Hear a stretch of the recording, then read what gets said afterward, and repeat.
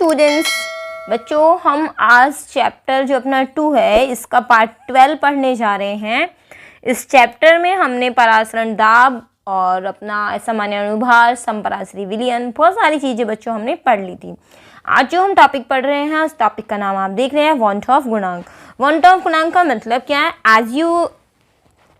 आप देख पा रहे हैं बच्चों स्क्रीन पर हमने लिखा है अणुसंख्य गुणों के प्रेक्षित और सैद्धांतिक मान वांट ऑफ गुणांक कहलाता है। जैसे मान लीजिए हमने कहा क्वथनांक में उन्नयन है ना, क्वथनांक उन्नयन कैसा गुणधर्म है? अणुसंख्या गुणधर्म है। आपसे मैंने कहा कि पानी में हमने क्या मिलाया?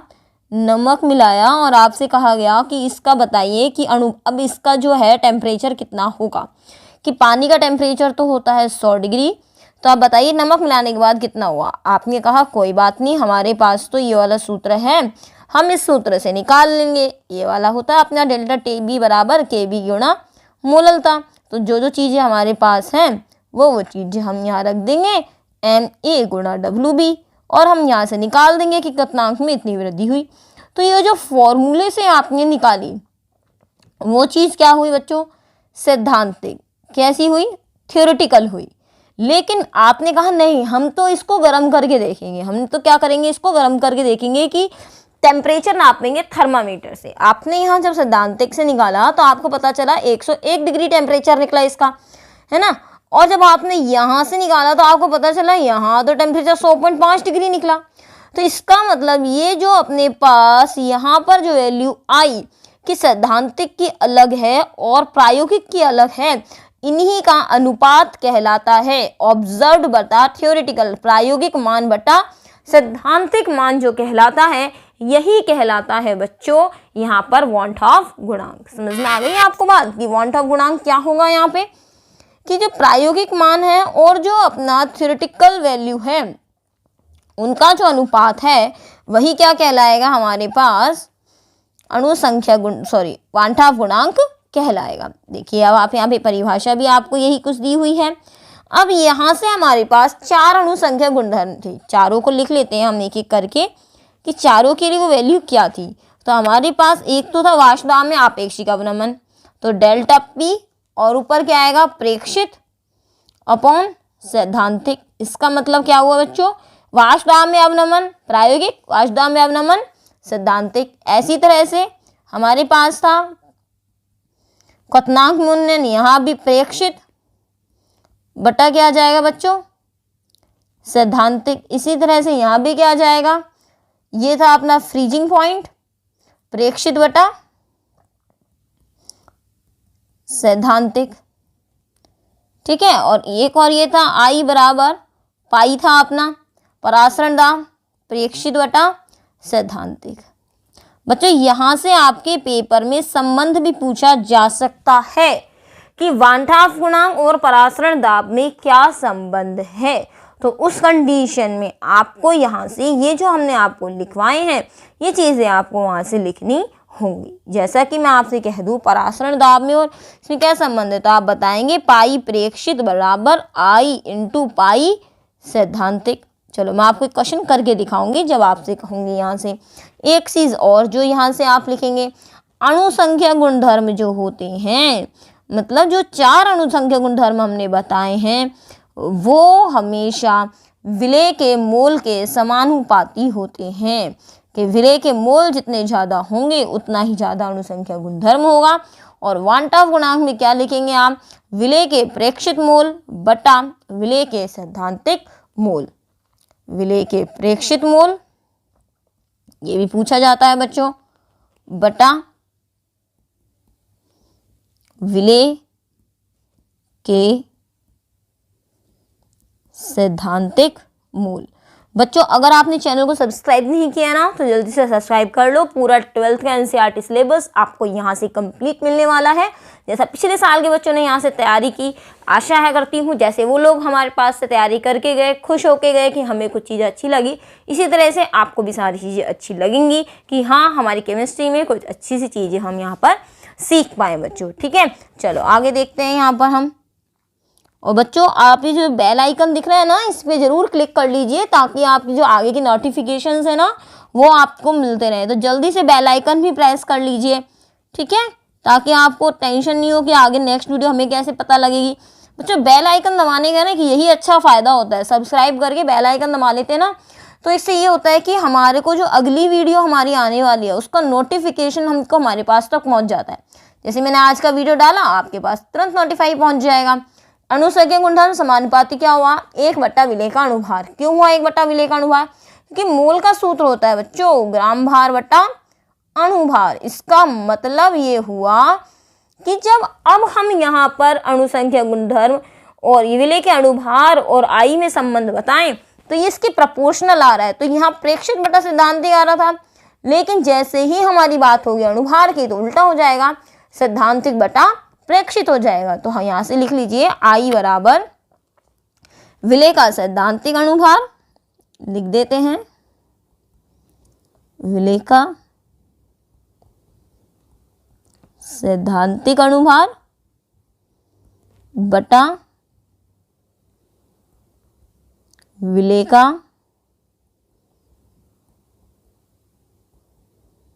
प्रेक्षित अणुभार। ठीक है, तो ये वाली चीज़ है हमारे पास, ये वाला अपना इम्पोर्टेंट हो गया बच्चों। यहाँ से अब आगे देखिए, यहाँ से क्या लिख सकते हैं, अब हम यहाँ से क्वेश्चन के रूप में लिख लेंगे क्वथनांक उन्नयन तथा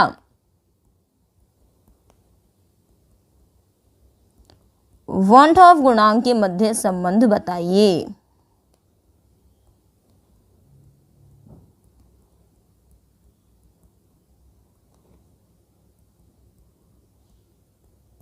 ठीक है, आंसर कैसे लिखेंगे आप, यहाँ से हमें पता है आई बराबर होता है डेल्टा टी बी प्रेक्षित बटा डेल्टा टी बी सैद्धांतिक। तो हम लिख सकते हैं डेल्टा टी बी प्रेक्षित बराबर आई इंटू डेल्टा टी बी सैद्धांतिक। तो आई की जगह आई, डेल्टा टी बी सैद्धांतिक का मतलब हो गया यहाँ से के बी इंटू मोलता, एम आ जाएगा स्मॉल एम, और मोलालिटी का यहाँ से सूत्र लिख दीजिए I into K B into W A into 1000 upon M A into W B. इसी तरह से आपसे औरों के भी पूछे जा सकते हैं। ओके स्टूडेंट्स, चलिए अगला क्वेश्चन अपने पास क्या है वो देख लेते हैं। यहाँ से LiCl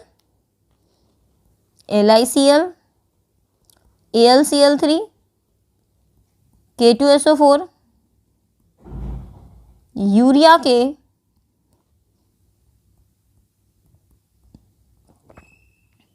वॉन्ट ऑफ गुणांक के मान बताएं। ठीक है बच्चों, आपको कैसे बताना है वॉन्ट ऑफ गुणांक का मान। Li जो Cl है वो कितने आयनों में टूटेगा बच्चों, लिथियम प्लस क्लोराइड आयन। कितने आयन आए, 2, तो आई की वैल्यू कितनी आ गई 2। AlCl3 को आप तोड़ेंगे तो एक तो एल्यूमिनियम आयन आएगा और 3 क्या आएंगे बच्चों, क्लोराइड आयन, तो आई की वैल्यू कितनी आ गई 4। इसी तरह से K2SO4 के लिए लिखेंगे आप तो 2 तो आएंगे पोटेशियम आयन और एक क्या आएगा बच्चों, सल्फेट आयन, तो आई का वैल्यू कितनी आ गई 3। जबकि यूरिया जो होता है बच्चों इसका हमारा वियोजन नहीं होता, क्योंकि यूरिया का सूत्र होता है NH2CO, NH2 कोई वियोजन नहीं, आई बराबर 1, एक कण है तो एक ही रहेगा। ठीक है, अब आगे देख लेते हैं हम यहाँ पे बच्चों ग्लूकोज जो है अपना LiCl है, इनके क्वथनांक और हिमांक का घटता हुआ क्रम जैसे मैंने करवा चुकी हूँ आपको, फिर भी क्वेश्चन आप देख लीजिए प्रैक्टिस के लिए। ग्लूकोज है आपके पास, LiCl है, Na2SO4 है और आपको दे दे K4FeCN का होल 6 और आपसे कह दिया कि इनके क्वथनांक और हिमांक का घटता हुआ क्रम बताइए। तो क्वथनांक उन्नयन का और हिमांक अनुवयन का एक ही क्रम होगा। यहाँ पर कणों की संख्या 1, यहाँ पर 2, यहाँ पर 3 और यहाँ पर कणों की संख्या होगी बच्चों 5, 4 इसके और 1 इसका। तो सबसे ज़्यादा किसका होगा, 5 वाले का, इससे कम 3 का, फिर इससे कम 2 का और सबसे कम 1 का। तो ये क्रम लग जाएगा बच्चों आपका। ठीक है, इसको मैंने पहले की वीडियो में भी आपको एक जगह सॉल्व करवा दिया था। क्वेश्चन देखिए बच्चों, क्या है अपना 1% NaCl और 1% ग्लूकोज में से किसके क्वथनांक में ज़्यादा वृद्धि होगी। तो बच्चों सोल्यूशन की मोलैरिटी सेम है, फिर भी हम देखें किसके क्वथनांक में ज़्यादा वृद्धि होगी। मैं आपको बता दूं, जिसके कण ज़्यादा होंगे वृद्धि उसी के में ज़्यादा होगी, क्योंकि इनकी मोलैरिटी नहीं दी हुई है। अब NaCl के मोल हम निकालते हैं। NaCl के मोल का मतलब 1% मतलब हो गया 1 ग्राम, है ना, ग्राम भार बटा अणु भार, ये हो गया 1/58.5। इसी तरह से ग्लूकोज का सूत्र होता है C6H12O6, इसके मोल कितने होंगे 1/180। अब आप मुझे बता दीजिए किसके मोल ज़्यादा होंगे। क्या निकालने की आवश्यकता है क्या, थोड़ी मैथमेटिक्स यूज़ कर लो ना, कि जिसके हर में संख्या ज़्यादा होती है, हर की संख्या यहाँ ज़्यादा है, इसका मतलब इसकी वैल्यू कम आएगी और यहाँ इसकी वैल्यू क्या आ जाएगी, ज़्यादा आ जाएगी। तो सीधा सीधा दिख रहा है कि NaCl के मोल जो हैं बच्चों वो ज़्यादा हैं किससे, ग्लूकोज के मोल से ज़्यादा है ना। तो सीधी सी बात होगी क्वथनांक में वृद्धि अधिक होगी। क्वथनांक में वृद्धि किसकी होगी अधिक, NaCl के मोल की होगी। ठीक है, क्योंकि परसेंटेज सेम है ना, 1% है, तो मोल्स के ज़्यादा होंगे। चलो एक चीज़ और डाल दें यहाँ पे, नोट डाल के लिख लीजिए बच्चों कि अगर I की वैल्यू 1 है तो ना तो वियोजन होता है ना संगुणन, याद कर लीजिए, ना वियोजन ना संगुणन। ठीक है, I की वैल्यू अगर 1 से ज़्यादा है तो क्या होगा बच्चों, वियोजन होगा, मतलब 1 से ज़्यादा आ रही है, इसका मतलब अणु टूट गए हैं। 1 से कम है तो क्या होगा बच्चों, संगुणन वहाँ पर होगा। अब यहाँ से हम दो चीज़ बताएंगे, एक तो वियोजन की मात्रा वांटाव गुणांक में संबंध, और दूसरा बताएंगे संगुणन की मात्रा वांटाव गुणांक में संबंध। तो पहला टॉपिक देख लेते हैं बच्चों देखिए, यहाँ से वियोजन की मात्रा को हम कह रहे हैं अल्फा और वांटाव गुणांक कह रहे हैं I। तो यहाँ से वियोजन का मतलब क्या कहना चाह रहे हैं हम स्टूडेंट्स, की कोई भी विलायक जो रहा है, जो भी विलेय है वो 2 भागों में टूट रहा है। जैसे NaCl की बात करेंगे तो वो किस में आएगा, वियोजन में आएगा। चलिए बहुत अच्छे समझिएगा, माना कोई विलेय, हमने क्या लिखना है, माना कोई विलेय A का वियोजन, अच्छे समझिएगा स्टूडेंट्स, कंपटीशन के लिए भी अच्छे क्वेश्चन बनते हैं, निम्न प्रकार होता है, निम्न प्रकार होता है जिसमें वियोजन की मात्रा अल्फा है। अब आप कहेंगे वियोजन की मात्रा अल्फा का अर्थ क्या हुआ, मतलब इसका मतलब हो गया 10% है, 20% है, 30% है, कितनी है, वियोजन की मात्रा क्या कह दी हमने, अल्फा है। अब आप देखिए यहाँ से हमारे पास पदार्थ क्या था, A था, जब हमने इसको घोला तो ये कितने में टूट गया, N में टूट गया। इसका मतलब क्या हुआ, मान लीजिए NaCl का हमने कितने कण लिए, हमारे पास 4 कण लिए, तो वो कितने में टूट गया। अगर मान लीजिए 1 कण है, जैसे NaCl है, इसका 1 कण कितने में टूट रहा है, 2 में टूट रहा है, तो 2 कण 2 कितने में टूटेंगे, आप गुणा 2 कर देंगे। आपसे मैं कह दूँ ये 4 थे तो आप कितना कर देंगे, गुणा 4 कर देंगे। मैं कह दूँ ये 10 थे तो गुणा क्या कर देंगे, 10 कर देंगे। तो यहाँ पर हमने कितने कण लिए, 4 लिए। हमें पता है इस N की वैल्यू कितनी है, जितने भी है उसको 4 से गुणा कर दी। मान लीजिए अपने पास LCl3 होता तो 1 कण से कितने मिलने वाले थे, 3 मिलने वाले थे, तो 10 होगा तो गुणा 10 चेंज कर देंगे हम यहाँ पर। तो कहने का मतलब हो गया, N का वैल्यू का मतलब हो गया कि वो 1 कण कितने में टूट रहा है। समझ में आ गया आपका, मतलब क्या हुआ, A से क्या बन गए, NB बन गए, मतलब हमने 10 NaCl के अणु लिए तो वो 10 NaCl के अणु कितने में चेंज हो गए, 20 में। आपने क्या करा, तो यहाँ पे 2 गुणा 10 कर दिया आपने। समझ में आ गई आपको बात। अब हम कहते हैं वियोजन से पूर्व क्या स्थिति थी।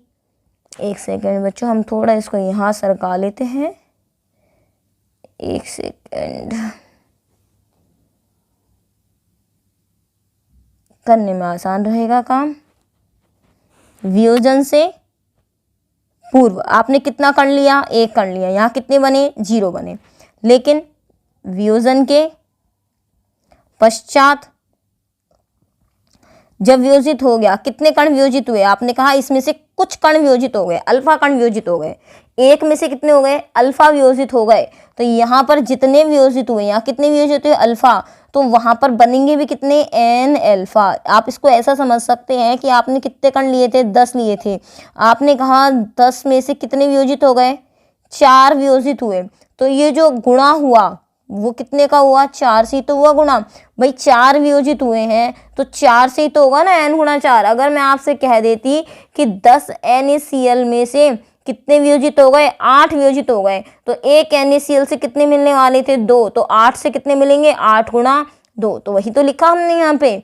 तो समझना ही है आपको बात। हम क्या कह रहे हैं, अल्फा अगर वियोजित हुए हैं तो वो अल्फा के ही क्या हो गए हैं, दुगने हो गए, तिगुने हो गए, 4 गुने हो गए यहाँ से, ठीक है। अब यहाँ से हम कहते हैं विलेय के प्रेक्षित मोल क्या होंगे। अब हम देखिए, अब विलयन में इस समय कितने मोल होंगे, आप कहेंगे विलयन में इस समय 1 - अल्फा मोल है और कितने मोल है, n अल्फा मोल है। इन दोनों को जोड़ देंगे, मतलब प्रेक्षित मोल इस समय कितने होंगे।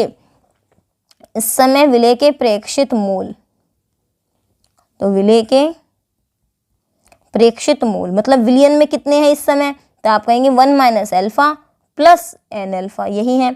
आप कहेंगे लिए कितने थे शुरुआत में, तो शुरुआत में देखो कितना लिया था आपने कितने लिए, 1 मोल लिया इसका, तो ये 1 कर दिया हमने।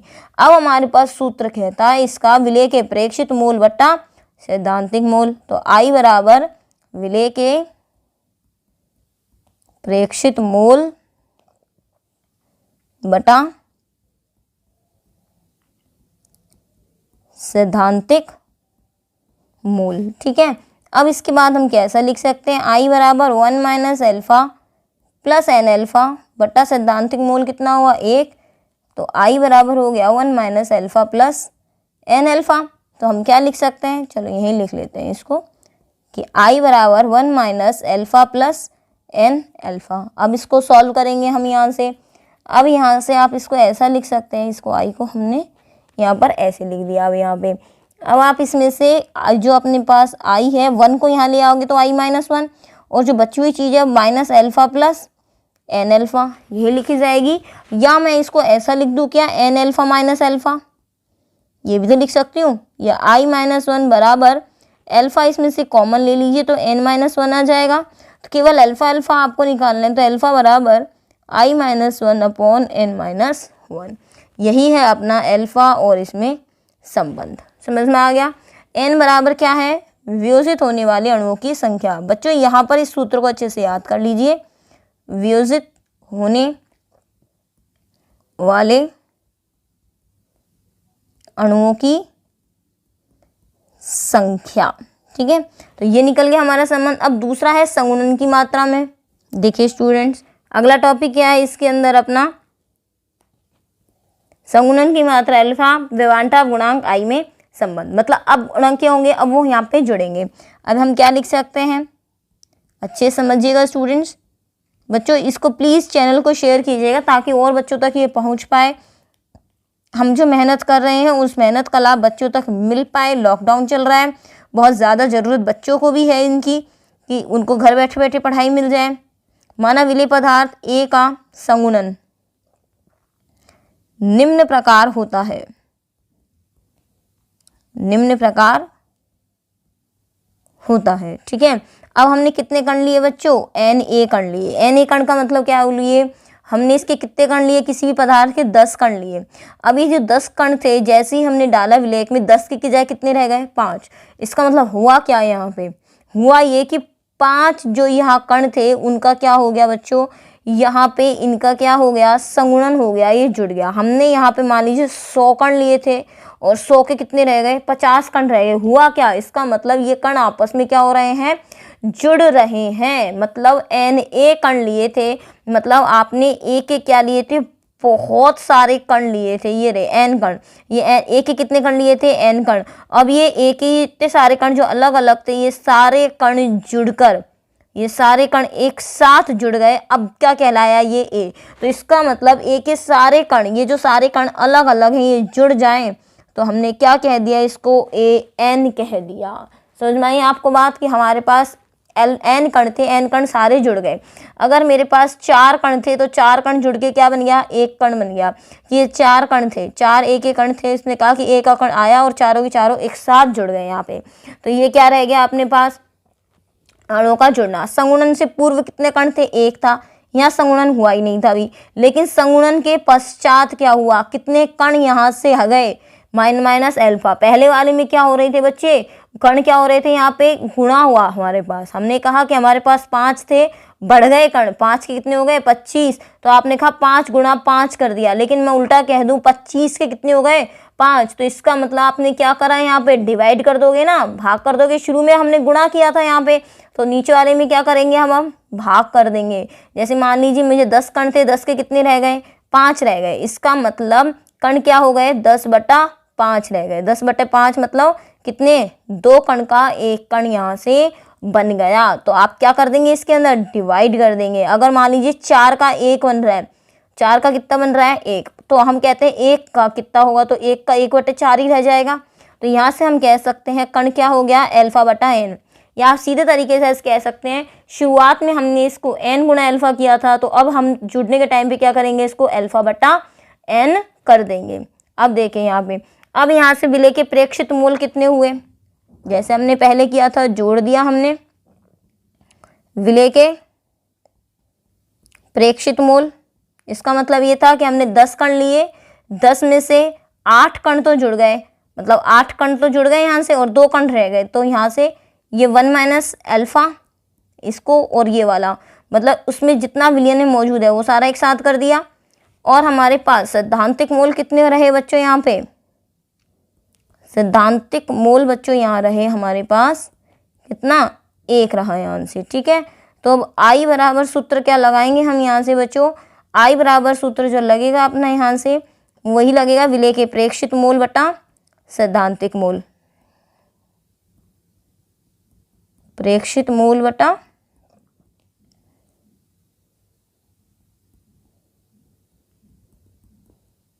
सैद्धांतिक मोल। तो बस जो वैल्यू हमारे पास है उसको रख दीजिए यहाँ से, 1 माइनस अल्फा अपॉन n, सैद्धांतिक मोल कितना है 1। तो आई की वैल्यू क्या आ गई बच्चों, आई बराबर 1 minus alpha plus alpha upon n, जैसे पहले क्या था -1 को यहाँ ले आइए, जो बचा minus alpha plus alpha upon n। अगर हम इसको ऐसा ना लिख के प्लस को आगे लिख दें, माइनस को पीछे लिख दें, तो ऐसा लिखा जा सकता है यहाँ पे बच्चों। तो i-1 अल्फा यहाँ से अगर आप कॉमन ले लेते हैं तो क्या आएगा बच्चों यहाँ से, या फिर आप ऐसा कर दीजिए इसको n इसका ले लीजिए, तो अल्फा तो ऊपर आ जाएगा, माइनस यहाँ से 1 आएगा तो ऊपर क्या आ जाएगा n अल्फा आ जाएगा। ठीक है, अब देखिए यहाँ से आप इसको अब ऐसा कर सकते हैं, n को गुणा कर दीजिए, n इंटू i-1 बराबर अल्फा माइनस n अल्फा। ठीक है, n की जगह n रख दीजिए, बराबर अल्फा कॉमन ले लीजिए, तो 1 माइनस क्या आ जाएगा n आ जाएगा। तो यहाँ पर अल्फा की वैल्यू कितनी आ जाएगी, n into i-1 upon 1 minus n। ये आ गया बच्चों अपना सूत्र,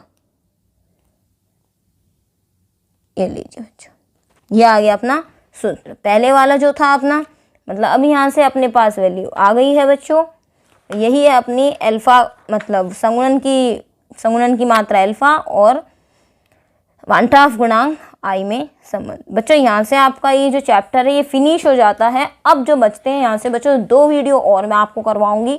उन 2 वीडियो के अंदर एक वीडियो में तो आपके सारे न्यूमेरिकल पोर्शन करा दूंगी मैं आपको, कि चैप्टर 2 के न्यूमेरिकल्स, चैप्टर 2 के सारे न्यूमेरिकल्स ले लेंगे उसके अंदर, और फिर एक वीडियो में लेंगे हम इम्पॉर्टेंट क्वेश्चन ऑफ चैप्टर 2।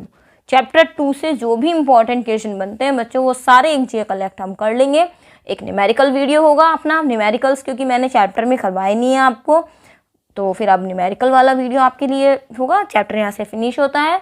एक चीज़ और बच्चों, आपने हो सकता है आपने चैप्टर को साथ साथ उतारा हो, या जो भी स्टूडेंट्स जो है साथ साथ नहीं उतारना चाहते हैं यहाँ पे, तो हम आपको डिजिटल ये जो नोट्स हैं इनकी कॉपी तो आपको उपलब्ध नहीं करा पाएंगे, लेकिन इससे संबंधी जो जानकारी है कि आप इन नोट्स को कैसे ले सकते हैं बच्चों, मैं आपको सीधे बता दूं, ये जो डिजिटल वाले जो नोट्स हैं जो आप यहाँ देख रहे हैं कॉपी में, ये नोट्स हम पेड रखेंगे, लेकिन शुल्क ज़्यादा नहीं रखेंगे। कोई भी स्टूडेंट्स अगर लेना चाहेगा तो हमारा जो टेलीग्राम चैनल है वहाँ पर हमने बच्चों, यहाँ पर हम बच्चों को जोड़ रहे हैं। एक बार तरीके समझ लीजिए सारी चीज़ों को।